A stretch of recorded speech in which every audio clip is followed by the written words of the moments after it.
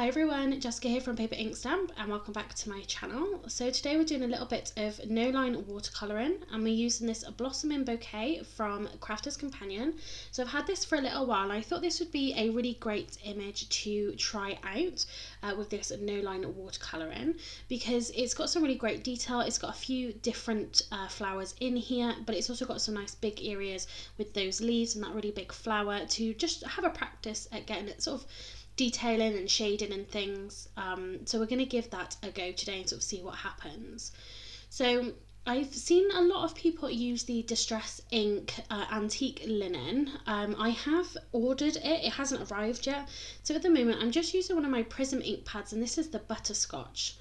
I wouldn't necessarily say this is the right kind of ink, but of course if you've got other ink pads in preferably a light colour, they are sort of the best colours to go for because of course you don't want the outline to show up. So you can see it here. I did have to stamp this a few times. That's why I used my stamping platform because it wasn't showing up a lot of that detail. But I've brought out the sort of top packaging which has got the image. I'm going to leave this on the right hand side and it means then if there's a section I'm not 100% sure what it is that I'm kind of colouring, then I can just use that as a reference. So it was, you know, an idea if you're not 100% sure just to have a look at the packaging. So like I said, I've not really tried no line watercolouring properly before. I have watched lots of YouTube videos. I do enjoy watching Debbie Hughes's videos. She uses some of the Simon Says stamp products and some of their stamps and it always comes out so beautifully. But of course everybody has to start somewhere and this is me starting and just having a go. So I'm going to be using a combination of my Prism ink pads. I think I only ended up using a couple of them and I think it was just for these leaves and the stems. And then I did move on to using my Hunky Dory watercolour brush markers. I'll be honest, I'm still not 100% sure how you really sort of use them and utilise them. But again, you've got to just have a play and have a go with it. So to apply the colour, I'm using one brush. I've smushed the ink pad or the brush pen onto my glass mat and I'm picking that up with one brush, and then I have a second brush which I'm just using for clean water. So I'm adding the water down on the cardstock first of all and then I'm applying that colour over the top. I am using some Crafter's Companion watercolour cardstock here, so it is going to take obviously some of that water. It's not the greatest cardstock in the world, I'll be honest. It does kind of pill a little bit, I think that's the right word. So it's not always great, but I don't know if that just depends how much water that you use. But you can see that I've just applied that sort of base green colour, but I want to try and get some detail in here. I want to, ideally I'd like to be able to try and get the same sort of effect and things that I would if I was using my alcohol markers. I am quite comfortable using those alcohol markers and sort of getting the result that I would like, but of course like I said, this is just so new, it's sort of working out what is the right sort of products to use in the right way, and it's just really practice makes perfect, as the saying goes. So you can see that I'm just using that clean paintbrush with that water, so I'm applying that water first, and like I said, then I'm going to go and use the colour paintbrush in to pick up that colour, so I'm just swapping them over. So again, like I said, this is quite a detailed stamp. I didn't quite, obviously this didn't really come out how I wanted it to. It's more of an impression, I think, than sort of being a sort of detailed image and really being able to see what it is and sort of what every little section of it is. But I was kind of happy with these first results. I think it's having the right tools for the job that just gives you much better results. But I know a lot of people do use that Distress Ink antique linen colour. I don't assume that is what it was designed for. Obviously it's just a colour in the range, but obviously that seems to work, and those outlines then disappear, but I don't know if that's because they use a darker colour around the outside. You can still see some of that colour, and it does help with some of that detail in the image to sort of keep that detail. But I know that there are other companies who have their ink pads and they actually have it as a specific ink pad. But yeah, it's just like I said before, using what you've got to kind of see how that works, because you don't always need to go and buy different products. Like I said, it's not about having absolutely everything, but it's just, if you want to get the best result, there is going to be a kind of specific job for that tool for that job, and it's just finding what works best for you, I guess. So hopefully I'm not kind of rambling too much here.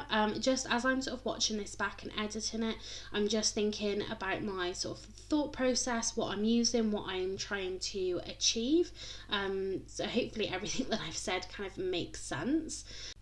So the one last thing I just wanted to mention, just before I play some music and just let you watch me actually colour this in, is a couple of days ago I popped a poll onto the community section of my channel. So if you haven't seen that section before, if you just go onto the channel itself, there is a community tab. It's almost like a news feed for my YouTube channel. So if you don't follow me on Facebook, on Instagram, or Craft World, I do post across those platforms, and you will find links to my profiles in the sort of about me section on my channel. But I did pop a poll in there just asking you how you sort of prefer to watch videos, because of course I make these videos for you guys to watch and enjoy, and hopefully subscribe and come back and watch more. So I just wanted to get your take on whether you prefer longer videos at real speed, or whether you prefer sort of quicker videos, so maybe it's like at ×2 speed. When I do shorter videos like that are sped up, it means I keep more in, because I always worry a little bit that maybe people will get bored and don't want to watch something too long. But at the moment there is sort of a majority for real time. So I might do, for this particular video, of course this is me painting in real time, not that you can see what I'm doing at all. But I might just speed this up, just because of the nature of it, but I will try to do more which is going to be in sort of real time. But let me know in the comment section down below if you're interested in me using that sort of community feed more often. I can post, like I said, statuses and pictures and things, up and coming projects. So let me know in the comment section down below if you would be interested in me using that, and then I can certainly go ahead and sort of try to post a little bit more there. But like I said, what I'm going to do now is I'm going to just pop some music on, just let you watch this. I am going to speed this up, but I might slow it down again in places, just so you can really see what's going on. And then I'll come back when it's all finished.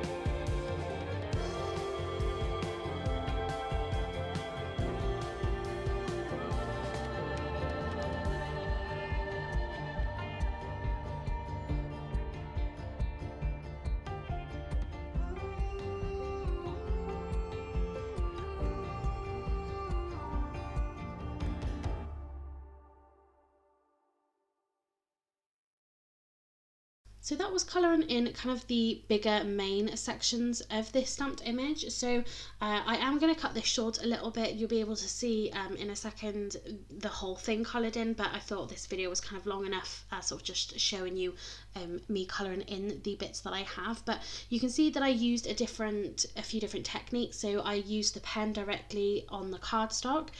It didn't sort of work too well. I've seen people use those zig markers, I think it is, and that sort of has gone directly pen to paper, and then they've used the brush to pull that colour back out again. I'm not sure if that's how you're meant to use these markers. Again, I'm just not 100% sure that that's the right way. So I did then go back to smushing it on my glass mat and picking it up with the brush. And you can see that in some areas it's really where I've tried to add that bit of shading with the extra colours, it's kind of lost the definition from the stamp, it's kind of lost those details. And then in that big flower itself, again, it's lost a lot of that detail. And I found that when I was adding the second colour, it wasn't necessarily kind of smoothing out like I wanted it to. So again, it's going to be a combination of just trying different ways out, maybe different cardstock, using something a bit more high quality cardstock that might just work a little bit better. So you can see the whole image here coloured in, so I just added some pinks for those little buds and then that purple as well. And then over the top I did some Cosmic Shimmer splatters that's the mica powder that you mix with water. I splattered that over the top of it, and I tell you what I did use, because I don't have any kind of like white paint or anything like that. I actually took the sort of Simply White Nouveau crystal drops. I don't know if you're meant to do this, but I kind of just put a bit on my glass mat, I watered it down a little bit, and I used that for splatter, and that seemed to work relatively well. So again, you know, try out what you've got and just see if it works. So I wanted to just add a little bit of splatter on there. I was going to use one of my rectangular nesting dies to cut this down, but I am just going to use my paper trimmer. So I'm just trimming off the edge. This is going to be an A2 size card, so I'm trimming this down. I think it was to 5 3/4, so we can get a little bit of a matte and layer. And I am happy with how this came out. I do think it looks nice again for that first go, but let me know what you think in the comment section down below. To me, it looks more of an artist's impression rather than something kind of a bit more crisp that I was sort of going for. So let me know what you think in the comment section down below. But now let's actually make this into a full card. So I'm just gonna try and keep it sort of as simple as possible, because of course I want the main element to be, you know, what I've spent all of that time sort of colouring in. So I'm using one of the Simon Says stamp sets. So I've used this one before. This one's called Thankful Flowers, and I'm actually just going to be using one of the sentiments from this set. So I didn't want to add a full sentiment to sort of cover anything up, and I don't have the coordinating dies that go with this stamp set. I like big sentiments, but I struggle sometimes to fussy cut around them to get it to look really sort of nice and well done. So I do like the coordinating dies that goes with them, but sometimes they can just, obviously like dies, it's metal, it can just be a little bit pricey to kind of get the stamp set and a coordinating die. But what I'm going to do to kind of get around that is I'm actually going to heat emboss onto some vellum, and I'm going to make sort of a little band to go around it.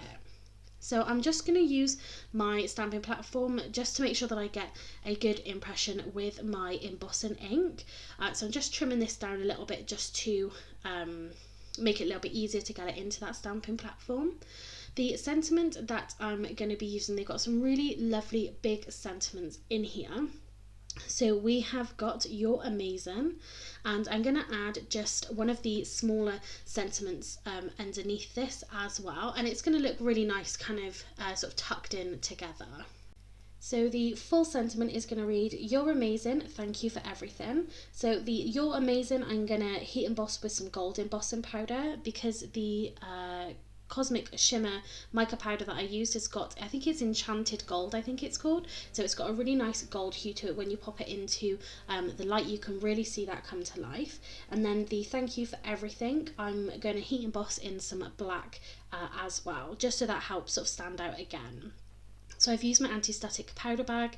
I use then the Versamark clear sticky ink pad, and you can see it on there already, just how great of an impression that is, because I love the quality of these Simon Says stamps, and I think they're brilliant. So you don't have to do a second impression, but I like to just be on the safe side and make sure that I get a really great one. So you can see my sentiment there and how beautifully that gold works on that vellum. So you want to be careful with the vellum and using your heat gun.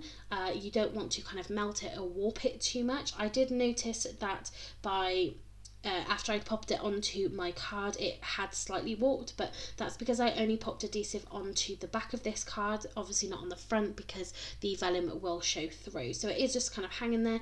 It is a little bit warped, but of course that is just kind of part and parcel with heat embossing onto vellum. So I'm just going to use my paper trimmer just to trim this down. Like I said, I'm going to have this as a banner, as a wrap around the card. So I'm just working out how much space I want to have sort of above and underneath that sentiment. And I just pick a point on my paper trimmer. I make sure it's straight, and then I just use a line, usually on the guide, and then I just do that for both sides. And I find that the easiest way to sort of get an even spacing on the top and the bottom. So now I'm just going to work out exactly where I want to have this, the actual sentiment to sit. So I don't want it sort of over the main sections of this card, because it is quite thick. It is going to cover some of that leaf, that purple flower, and then a little bit of that bud as well. But you know, it's just working out exactly where you want to have that position. If I wasn't using it on the vellum, and maybe I did a strip in a different colour, then of course you'd be hiding a lot more of this design, whereas at least through the vellum you can kind of get a hint of the sort of work that you've already done. So like I said, I'm working out where I want to put it, and then I'm just going to fold the edges around the back just so I get that crease in it. But I've lined up the card with the lines on my mat, and then I lined up the vellum as well, just to make sure that it was straight and I wasn't going to have it wonky. And you can see, like I said, I'm just then bending this over and pulling it kind of tight. It, like I said, doesn't end up being sort of perfectly tight, but at least if I sort of start off with it, it's not going to be kind of too loose where it's going to fall away too much. Then I can just pop some adhesive onto the back of my card, and then that's stuck in place nicely. And then we can go ahead and sort of finish the card. We're going to mat and layer it onto some grey mist cardstock, and then this is going to go onto a top folding, like I said, A2 size card, and then I'm going to add just some embellishments using some Nouveau drops. I also decorated the inside of the card as well with that same main stamp set. So again, that was just that Crafter's Companion Blossoming Bouquet, and I used that same butterscotch ink pad from the Prison range, and I popped this on an acrylic block rather than in my stamping platform, but I just made sure that I pressed really well. You can see there's just a little bit of that detail right in the middle that's a little bit lighter, but this is light enough then where you can still write over this when of course you send it on to your recipients. I always think it's nice just to put a little bit of effort into the inside of your card as well, just so then it kind of, like I said, it finishes it off nicely. I've said this in previous videos, it just helps sort of match the front of your card with the inside of your card, and potentially your envelope as well, or you know, the colour scheme for your envelope. For the Nouveau drops, I only added 2 colours, so I added a gold. So this is from the Crystal Drops range, this is bright gold, and then I did add some Simply White as well, just to match those white splatters from the background. And then that is this card finished for today's video. So in the comment section down below, please let me know what you thought of this video. It's obviously just a little bit different, trying to have more of it in real time, having a little bit sped up as well, just so you all don't sort of get too bored with it. Of course, this is a much longer video than what I would normally create, so yeah, just any feedback would be much appreciated.